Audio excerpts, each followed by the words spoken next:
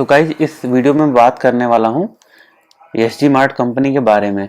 तो सबसे पहले जानते हैं ये कंपनी करती क्या है। तो ये कंपनी बहुत सारे प्रोडक्ट की ट्रेडिंग करती है। मतलब जैसे आपका डी मार्ट हो गया, जैसे आपके ऑनलाइन स्टोर हो गए, है ना, जैसे आपका फ्लिपकार्ट हो गया, अमेजोन हो गया, और पता नहीं मुझे इनका नाम लेना चाहिए कि नहीं, लेकिन ये ऐसे ही है कि जिसपे कोई कंपनी अपना प्रोडक्ट बेचती है। लेकिन डिफरेंस ये है कि इसमें ये जो कंपनी काम करती है वो जो आपके इंफ्रास्ट्रक्चर बिल्डिंग में जो आपके मटेरियल यूज में आते हैं, जैसे आपका स्टील स्ट्रक्चर हो गया, है ना, तो ये टीएमटी बार हो गया, एचआर सीट हो गया, वेल्डिंग रॉड हो गया, बाइंडिंग वायर हो गया, मेश नेट है, टाइपिंग स्क्रू है, और बारबेड वायर है, टाइल्स हैं, सीमेंट हो गया, और आपके जितनी भी प्लम्बिंग की फिटिंग आती हैं, और फर्नीचर में आपके जो लेमिनेट्स होते हैं, पेंट हो गया, ऐसे बहुत सारे प्रोडक्ट हैं। टोटल इसके 2500 प्रोडक्ट हैं जो जिनकी ये ट्रेडिंग करती है।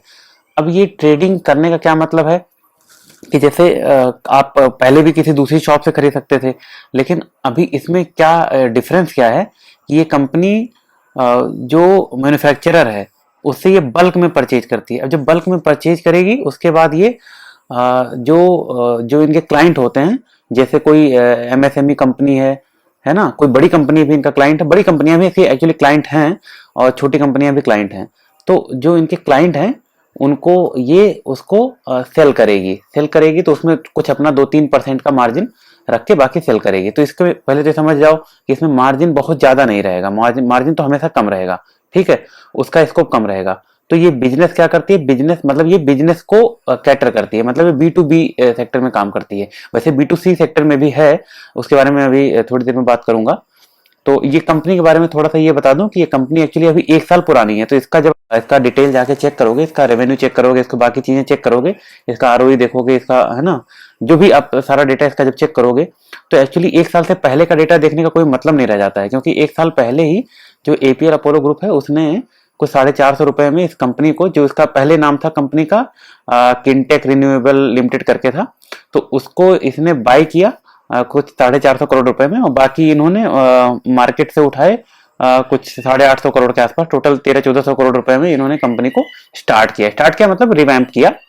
उसके बाद से फिर उन्होंने ये सारे जो है प्रोडक्ट इसमें लगभग 2500 प्रोडक्ट जो ऐड किया और उसकी ट्रेडिंग शुरू किया। मतलब अभी तो ये मतलब कंपनी ने बताया कि ये बहुत सारे प्रोडक्ट अभी भी और जोड़ रही है। जैसे अभी मैंने बताया ना कि ये जितने भी बिल्डिंग कंस्ट्रक्शन के जितने भी प्रोडक्ट हैं वो सारे के सारे ये जोड़ रखी है। इवन जैसे वायरिंग हो गया, स्विच हो गया, है ना, लाइटिंग हो गया, फैंस हो गया, अब सब कुछ जो भी आप मतलब समझ सकते हो उसको ये अपने जो है प्रोडक्ट लिस्ट में, एसकेयू में ये ऐड कर रखी है। और कंपनी का अभी जो वेयर हाउस है वो पुणे में है, बेंगलोर में है, और दुजाना है, रायपुर है, इसमें है। और इस कंपनी का, हाँ, कंपनी के बारे में एक बड़ा बहुत बहुत तगड़ा ग्रोथ एक्चुअली कर रही है। मतलब ये कंपनी एक्चुअली हर एक क्वार्टर में आप देखोगे तो जब इसने शुरुआत किया तो इसने 24 Q1 में 170 इनके कस्टमर थे, उसके बाद Q2 में 315 कस्टमर हो गए, फिर Q3 FY24 में 426 हो गए, फिर Q4 FY24 में 444 कस्टमर हो गए, और Q1 FY25 का रिजल्ट आया था तो इन्होंने बताया था कि 800 प्लस कस्टमर इनके हो गए हैं। तो अभी क्या है कि कस्टमर मतलब क्या कि जो डाउन स्ट्रीम है, जो इनसे ट्रेडिंग कर रहे हैं, मतलब जो इनसे सामान को खरीद रहे हैं, और इनके जो ब्रांड पार्टनर हैं जिससे ये सामान ले रहे हैं वो एनएमडीसी है, जेएसडब्ल्यू स्टील है, जिंदल स्टील है, हिंदुस्तान जिंक है, गोदावरी पावर है, हेवेल्स है, त्रिवेणी है, और कजारिया सेरेमिक, ऐसे बहुत सारी कंपनियां जो भी स्टील सेक्टर के बड़े नाम हैं वो सारे के सारे हैं। आपके जो लाइटिंग सेक्टर का हो गया, वायर सेक्टर का हो गया, हेवेल्स वो हो गया, फिर सेरामिक में टाइल्स और ये जितनी भी फिटिंग्स के लिए हो गया, कजारिया जो आपका बड़ा ब्रांड है, ये इनके ब्रांड पार्टनर है। मतलब क्या है कि ये इनको बल्क में प्रोडक्ट देंगे। सपोज करो कि जैसे आप मैगी का पैकेट आप डीमार्ट से जाके परचेज करते हो तो वो आपको 1-2 रुपया डिस्काउंट में दे देगा, है ना। अगर ऐसा तो है नहीं कि अगर नेस्ले को मैगी वही बेचना रहे तो वो आपको उतने ना तो बेच सकता है, मतलब एक मैगी का पैकेट तो बेच नहीं सकता है, वो किसी बिजनेस को ही सेल करता है। तो ऑब्वियसली ये इनके पास एडवांटेज है कि ये बल्क में परचेज करके उसको मतलब छोटे छोटे जो एमएसएमई सेक्टर हैं उनको भी छोटा छोटा क्वांटिटी प्रोवाइड कर सकते हैं, उसमें अपना 2-3% का मार्जिन रख के। तो ये है कंपनी का बिजनेस मॉडल। ठीक है, और ठीक है, आगे बात करते हैं। ओके, तो एक तो ये है कि किसी कंपनी को जब आपको ट्रैक करना है तो जरूरी हो जाता है कि उसके सारे कॉन कॉल सुनो।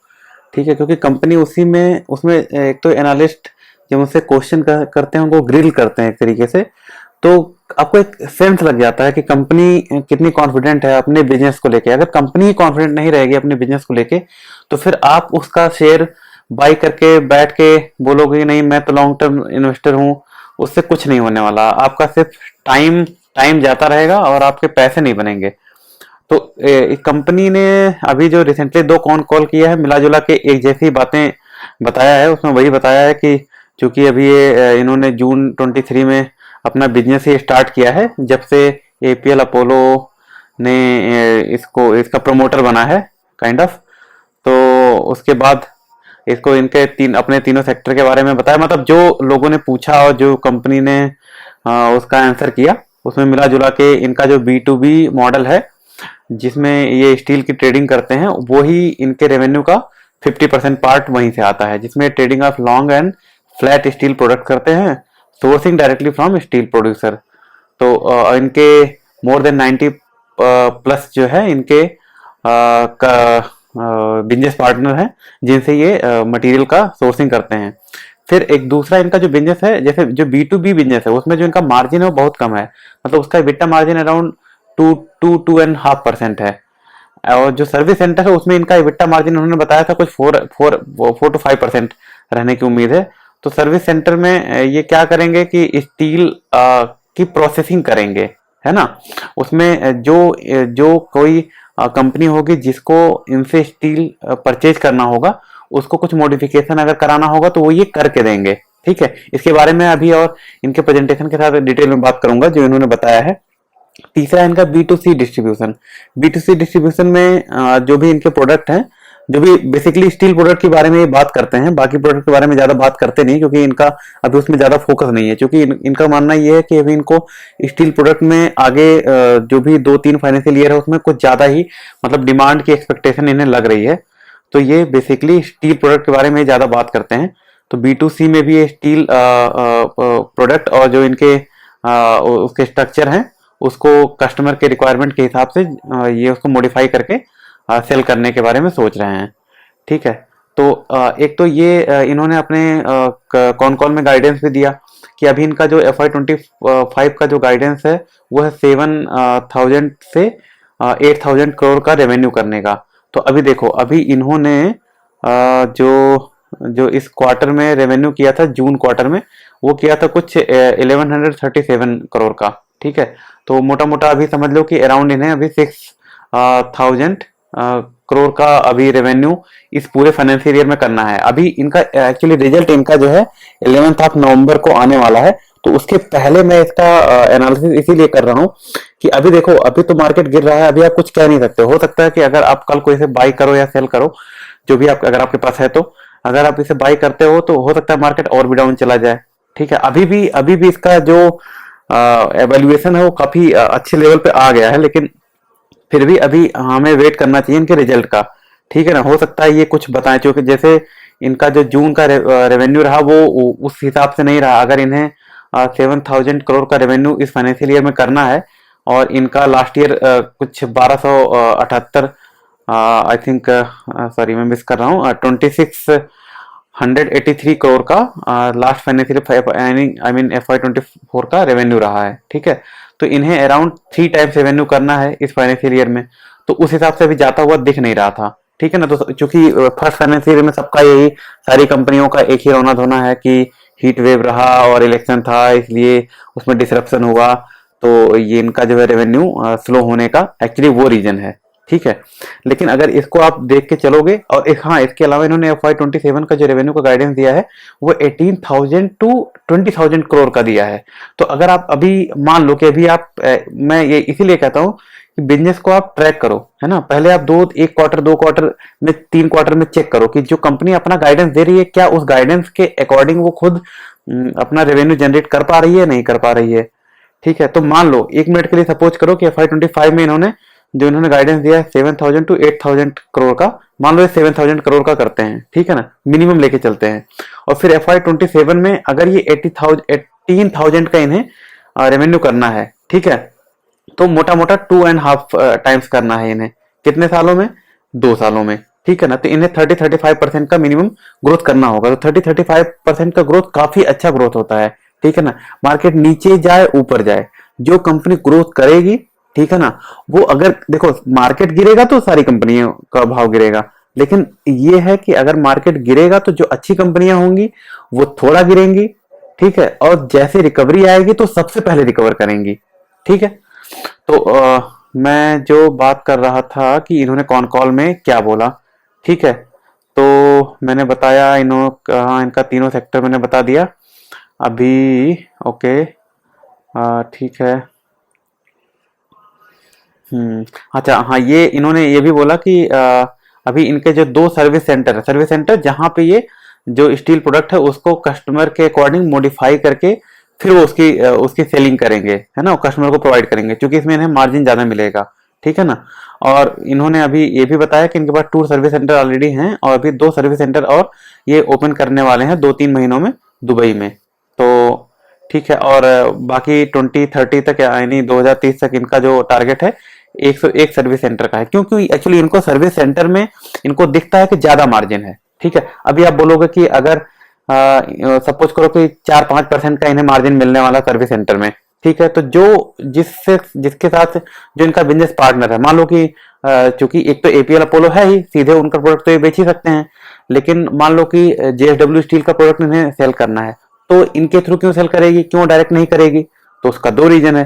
एक तो ये रीजन ये बनता है कि सपोज करो कि कोई छोटा MSME सेक्टर है, ठीक है ना, जिसको सपोज करो कि 10-20 टन, 25 टन, मतलब थोड़े क्वांटिटी की स्टील की जरूरत है, वो भी मॉडिफाइड, ठीक है, वो JSW करने नहीं जाएगा।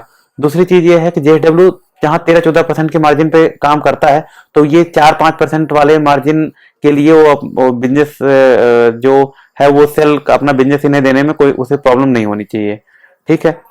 और चूंकि इनके पास ऑलरेडी APL अपोलो का पूरा डिस्ट्रीब्यूशन सेंटर का बैकअप है, और जब ये 2-3% पे ऑलरेडी काम कर रहा है, तो इनके लिए 4-5% एक इंक्रीमेंटल मतलब बेनिफिट होगा। ठीक है। तो इनका जो टारगेट है कि 2030 तक 101 सर्विस सेंटर करेंगे, जिससे इनका जो मार्जिन है वो इम्प्रूव होगा। ठीक। और फिर हाँ, इसमें एक जो रिस्क है, रिस्क के बारे में जब इनसे बात की गई, रिस्क में इन्होंने बताया कि एक रिस्क तो ये होता है कि जो B2C सेक्टर है ना, जो जैसे हम आप जैसे है ना, जो छोटे जो जो कंज्यूमर है, कंज्यूमर को डायरेक्ट सेल करने में जो इनको एक डाउट है कि वो कितना चलेगा या नहीं चलेगा, क्योंकि स्टील प्रोडक्ट है। तो फिलहाल इन्होंने बताया कि मतलब they are not sure about that. तो अभी उससे भी उनका बिजनेस भी बहुत, उससे जो उनका मतलब जो उनका रेवेन्यू का जो पार्ट है वो मतलब वन ऑफ द लीस्ट है, अराउंड 15% है। तो वो जैसे जैसे ग्रो करेगा उसके बारे में अगले कॉन कॉल में ये और ज्यादा बात करेंगे, तो हमें भी इसके बारे में और जानकारी होगी। दूसरा एक जो बहुत बड़ा रिस्क इस कंपनी में है वो है कि अगर स्टील का दाम घटता है, ठीक है, तो इनका रेवेन्यू ऐसे ही घट जाएगा। सपोज करो कि आपको, है ना, 100 टन स्टील बेचना है, फॉर एग्जाम्पल सपोज करो कि 100 रुपए में आपका 100 रुपए में पर टन स्टील आता है, ठीक है, तो 100 टन का हो जाएगा आपका 10,000। ठीक। लेकिन सपोज करो कि वही जो 100 रुपए से मान लिया उसका दाम घट के 50 रुपए हो जाता है, ठीक, तो आपका जो है ये जो रेवेन्यू होगा सीधे 5,000 हो जाएगा, ठीक है, जो 10,000 था। लेकिन आप ये देखो, है ना, कि जो इनका मार्जिन है, तो मार्जिन भी वही मान लिया सपोज करो 2.5% है, तो मार्जिन तो वही है। तो आप 10,000 का 2.5% ले लो या 5,000 का 2.5% ले लो, तो इनका जो रेवेन्यू है सीधे सीधे घट जाएगा। जितना परसेंट जो स्टील का रेट घटेगा, उतना ही परसेंट से इनका टोटल जो रेवेन्यू है वो घट जाएगा। ठीक। एक तो ये बात हो गई।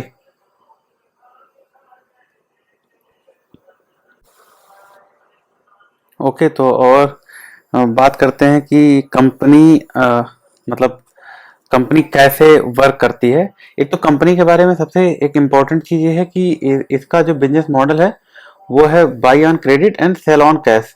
मतलब कि ये जो मैन्युफैक्चरर होगा उससे कंस्ट्रक्शन मटेरियल बाई करेगी और उसको क्रेडिट पे बाई करेगी, मतलब उसको पैसा नहीं देगी। जब ये कंज्यूमर को जो इसका जिस बिजनेस को ये अपना वो स्टील प्रोडक्ट स्टील सेल करेगी उससे जो पैसा मिलेगा तब ये जो मैन्युफैक्चरर है उसको पेमेंट करेगी। तो इसलिए आप जब भी देखोगे ना तो जो इसका आपको कैश कन्वर्जन साइकिल है वो माइनस में दिखेगा, है ना। तो ये होता है, ये कंपनी के एनालिसिस में ये आपको देखना होता है। और जो इसका वर्किंग कैपिटल डे है वो भी आपको 6 दिन दिखा रहा है, ठीक है। मतलब क्या है कि जो भी ये प्रोडक्ट लाया है 6 दिन के अंदर ये उसको आगे सप्लाई कर दे रहा है, ठीक है ना। तो ये बहुत ही अच्छा है, ये कंपनी के लिए बहुत ही अच्छा है। तो मैं हमेशा कहता हूं कि जो business model buy on credit sell on cash ये best type of business model है ना। तो ठीक है, आगे कंपनी अपने प्रेजेंटेशन में जो बी टू बी सेक्टर और बी टू सी सेक्टर है उसके बारे में जो बताती है उसमें मैं थोड़ा सा बता देता हूँ कि जो ये बी टू बी सेक्टर है मतलब बिजनेस टू बिजनेस, उसमें ये दो कैटेगरी में करती है। एक तो मेटल ट्रेडिंग, एक है सर्विस सेंटर। मेटल ट्रेडिंग मतलब यही जो इनका एचआर कॉयल है, स्टील है ना, स्टील प्रोडक्ट है, जिंक, हाँ जिंक का भी ये ट्रेडिंग करती है। और दूसरा सर्विस सेंटर क्या है कि जो मतलब जो ये स्टील स्ट्रक्चर होगा उसको ये जो जो बिजनेस की रिक्वायरमेंट होगी उसके अकॉर्डिंग उसको कट करेगा, है ना, उसको स्लिट करेगा, उसको उसमें जो भी और कोई है ना उसको मॉडिफिकेशन करना होगा उसको करके फिर उसको कैटर करेगा, फिर उसको वो सेल करेगा, ठीक। ये हो गया बी टू बी। जो बी टू सी है, जो भी एसएमई है, ठीक है, एसएमई की रिक्वायरमेंट के हिसाब से जो भी है ना, जैसे एसएमई की रिक्वायरमेंट में क्या हो सकती है जो कंपनी बताती है मैं उसको बता रहा हूँ, बताती है। एक तो टीएमटी हो गया, ठीक, टीएमटी बार्स हो गए। एक नॉन टीएमटी सेक्टर हो गया, है ना, जिसमें आपके आ गए पेंट आ गया, टाइल्स हो गया और फिर जितने भी सैनिटरी फिटिंग के आइटम हो गए, ठीक है। तो इनका कहना यह है कि अभी तक कोई भी बी टू पी प्लेटफॉर्म नहीं है ना, जो कि जो मतलब ऑल ओवर इंडिया में आप कहीं से भी कोई एसएमई चाहता है, कोई अगर सपोज करो नॉर्थ में कोई एसएमई चाहता है कोई प्रोडक्ट परचेज करना कोई सी मैन्युफैक्चरर का जो कि साउथ में है ना, तो उसको कितनी डिफिकल्टी होगी, है ना, उसको कितना फ्रेट चार्ज बेयर करना होगा, ठीक है। और एक तो इसमें कंपनी ये बताती है कि इसमें जो प्राइसिंग का एक बहुत बड़ा मतलब प्रॉब्लम होता है ना, कंपनियों को मतलब कि चाहे वो एसएमई हो चाहे वो बिजनेस हो, ठीक है। तो क्योंकि क्या होता है कोई स्टैंडर्ड प्राइसिंग का है ना कोई कुछ ऐसा है ही नहीं। तो अभी उसके बारे में और बात करते हैं। तो जो मेटल ट्रेडिंग है उससे बी टू बी में दो पार्ट हुआ, मेटल ट्रेडिंग और सर्विस सेंटर। मेटल ट्रेडिंग से कंपनी कहती है कि उसका जो है 6,000 करोड़ का जो इसका टारगेट है FY27 का जो टारगेट मैंने बताया था कि 18,000 से 20,000 करोड़ रेवेन्यू करने का है, उसमें से 6,000 करोड़ रेवेन्यू करने का है इसका बी टू बी बिजनेस के मेटल ट्रेडिंग में, है ना, कि जो रॉ मेटल लिया एक मैन्युफैक्चरर से और उसको ये आगे सेल करेगी, ठीक है ना, उसको एज इट इज सेल कर देगी, ठीक। कैसे, जैसे एक इनका एपीएल अपोलो जो इनका प्रोमोटर है वो खुद यही काम करता है, वो पाइप्स बनाता है, ट्यूब बनाता है, one of the largest manufacturer of tube है वो खुद रॉ मटेरियल इस रॉ स्टील लेके उसका ट्यूब बना के वो बेचता है, ठीक। तो उसी तरीके के जो और भी हैं जिनको है ना रॉ मटेरियल चाहिए जो दूसरी कंपनी से लेती हैं वो यहाँ से लेना इनके लिए आसान हो जाएगा, क्योंकि इनके पास बहुत बड़ा बेस है, इनके पास जो एपीएल अपोलो का पूरा जो इनका बिजनेस का सेटअप है ना, तो ये इनके लिए बहुत बड़ा एडवांटेज है।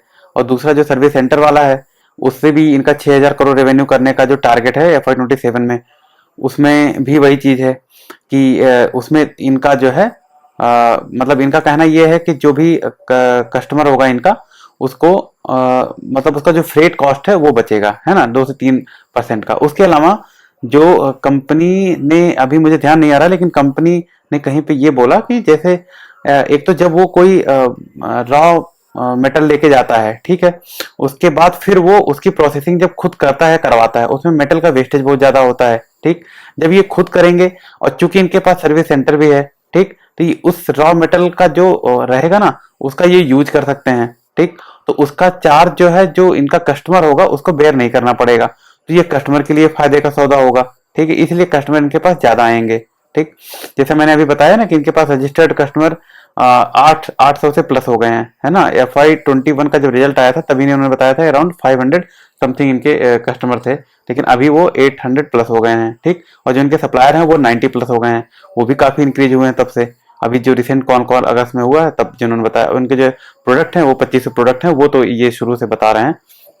ठीक, अच्छा, इन्होंने जो टाइल और जो जो जो ये प्लम्बिंग का जो है ना जो प्रोडक्ट्स हैं उनके बारे में ये मतलब बहुत ज्यादा बात करते नहीं है, ठीक है ना, क्योंकि ये इनका बेसिकली वो B2C डिस्ट्रीब्यूशन बिजनेस का है, जिसका मैंने बताया ना कि अभी ये 15-16% ही उनका रेवेन्यू यहाँ से आता है। ठीक है, तो इनका फोकस उसमें बहुत ज्यादा नहीं है, लेकिन ये उस पर भी अभी ये मतलब इनका जो टारगेट है उसमें भी जो TMT सेक्टर है उसमें मतलब TMT मतलब स्टील सेक्टर कह सकते हो, उससे 3000 करोड़ का है, और जो नॉन TMT सेक्टर है उससे भी 3000 करोड़ का इनका जो टारगेट है FY27 का। ठीक, तो 6000 करोड़ हो गया मेटल ट्रेडिंग B2B, और 6000 करोड़ हो गया सर्विस सेंटर B2B, फिर 3000 और 3000 करोड़ TMT और नॉन TMT सेक्टर जो कि B2C के लिए है।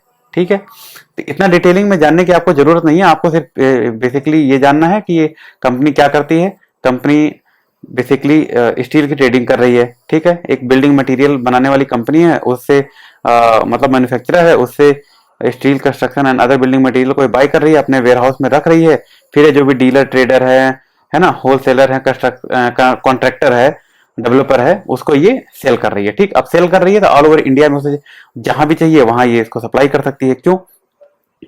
क्यों इनका कहना यह है कि क्योंकि स्टैंडर्डाइज प्राइस में ही होता है ना। जब कोई कॉन्ट्रैक्टर है या कोई ट्रेडर है, वो छोटा ट्रेडर है, वो कहीं दूर की कंपनी से जब वो इसके बारे में है ना बात करता है, तो कई बार क्या होता है कि जो इंडस्ट्री वाइज इशू ये आता है कि वो उसकी मिनिमम जो सेलिंग की रिक्वायरमेंट होती है वो ज्यादा होती है, जो कस्टमर है, जो ट्रेडर है, जो कॉन्ट्रैक्टर है, उसकी रिक्वायरमेंट कम है। ठीक, तो जो SG मार्ट है वो वहां पे आता है, ये बोलता है कि आप कोई मिनिमम क्वांटिटी है ही नहीं, आप मिनिमम क्वांटिटी कुछ भी इनसे बाय कर सकते हो। ठीक, जो स्टैंडर्ड इनका रेट रहेगा वही रहेगा, है ना। जैसे आप डी मार्ट से मैगी खरीदोगे तो एक मैगी खरीदोगे तब भी आपको 8 रुपए मिलेगा, है ना, या और आप 2 मैगी खरीदोगे तो भी 8-8 रुपए का ही एक मैगी पड़ेगा। तो ये ऐसा है, मतलब ये प्राइस का स्टैंडर्डाइज कर देंगे। ठीक है, तो ये जो है ना इनका कहना है कि मतलब और इनका कहना ये भी है कि जैसे कोविड आया, कोविड के बाद ये प्रॉब्लम जब बढ़ी ना कि लोगों ने ऑनलाइन मतलब ये चाहते हैं ना लोग कि ऑनलाइन उनका ट्रांजेक्शन हो जाए। ठीक है, इनको फिजिकली जाना ना पड़े। ठीक, लोगों की रिलायबिलिटी भी बढ़ी ऑनलाइन ऑनलाइन ट्रेडिंग पे। तो ऑनलाइन ट्रेडिंग मतलब मैं शेयर मार्केट की बात नहीं कर रहा हूँ, ऑनलाइन ट्रेडिंग मतलब कि ऑनलाइन बिजनेस ट्रेडिंग की बात कर रहा हूँ। ठीक है, तो ये हो गया। अभी इन्होंने अक्षय कुमार को एज ए ब्रांड एम्बेसडर भी हायर किया है, और इसके बारे में बता ही दिया है सब। ओके, हाँ, इनका जो अभी अभी इनका एक्चुअली अगर आप रेवेन्यू कंपेयर करोगे ईयर ऑन ईयर तो वो देखने का कोई मतलब नहीं है, क्योंकि अभी जब लास्ट ईयर कंपनी ने एक्चुअली जब ये कंपनी सेटअप हुई है, बेसिकली कह सकते हो जब ये APL अपोलो इसका प्रोमोटर बना है तभी से ये कंपनी प्रॉपरली वर्क कर रही है। ठीक है, तो इसमें ये देखने का कोई मतलब नहीं होता है। अभी आपको 1-2 कॉन कॉल और सुनना चाहिए, 1-2 क्वार्टर और वेट करना चाहिए, है ना। और तो इंक्रीमेंटली अगर आपको है ना इसका बिजनेस समझ में आता है तो थोड़े थोड़े पैसे करके डालना चाहिए, क्योंकि FY27 तक कंपनी का गाइडेंस बड़ा क्लियर है, मतलब 35% का ग्रोथ करेगी। ठीक है ना, आपको जैसे जैसे आपका कन्विक्शन बढ़ता जाए। ठीक, क्योंकि देखो अभी क्या है कि ये कंपनी का एक तो देखो सबसे बड़ा प्लस पॉइंट है कि जो इसका नेट वर्किंग कैपिटल डेज है वो 5 डेज है। ठीक है ना, दैट इज टू गुड। और दूसरा इसका जो मॉडल है कि buy on credit and sell on cash, that is also too good. ठीक है, कंपनी को इस वजह से कोई खास प्रॉब्लम होनी नहीं चाहिए। और इसका ROE है, देखो FY24 का जो इसका ROE था 6% का था, और अभी जो लेटेस्ट क्वार्टर जो जून क्वार्टर का इसका रिजल्ट आया था तभी उसका ROE हो गया 10%। तो देखो कंपनी ग्रो कब करना चाहेगी? जब उसका ROE बढ़ रहा होगा। ठीक, अगर उसका ROE कांस्टेंट है या उसका ROE घट रहा होगा, स्पेशली अगर घट रहा होगा तो कंपनी को ग्रोथ करने का कोई खास फायदा मतलब उसको मतलब लेवरेज नहीं मिलेगा ना कंपनी को ग्रोथ करने का। ठीक, तो ये हो गया। तो देखो हमेशा किसी भी कंपनी में जब भी उसको ट्रैक करो, तो अगर कंपनी, देखो ये नहीं देखो कि उसका जो आरओई है कि 6% है, 7% है कि 20% है, 30% है ना। जैसे अगर किसी कंपनी का आरओई 25%, 30% है, मतलब वो that is too too efficient company, मतलब। लेकिन इसका मतलब ये नहीं होगा ना कि वो कंपनी हमेशा से पहले दिन से ही वो 30% आरओई पे रही होगी। ऐसी भी कंपनियां हैं जिनका बिजनेस मॉडल ही है कि जो जिनका आरओई ही बहुत ज्यादा रहता है। जैसे एक कंपनी है ड्रीम फोक्स, ठीक है ना, उसके बारे में कभी बात करेंगे। और लेकिन ये कंपनी क्या है कि ये कंपनी अपना आरओई अगर क्वार्टर ऑन क्वार्टर इंक्रीज कर रही है, ठीक, इसका मतलब इसको जितना ज्यादा ग्रोथ करेगी, ठीक है ना, तो ग्रोथ का फैक्टर प्लस उसके आरओई में जो इंक्रीज हो रहा है, मतलब आरओई के इंक्रीमेंट का फैक्टर, दोनों मिला के जो इसका प्रॉफिट का जो होगा फैक्टर, वो ऑटोमेटिकली बढ़ जाएगा। ठीक है, तो इसका जो नेट प्रॉफिट मार्जिन होगा ऑटोमेटिकली बढ़ता चला जाएगा। ठीक है, तो that will be very very beneficial for the customer. ठीक है, फॉर द कंपनी, सॉरी।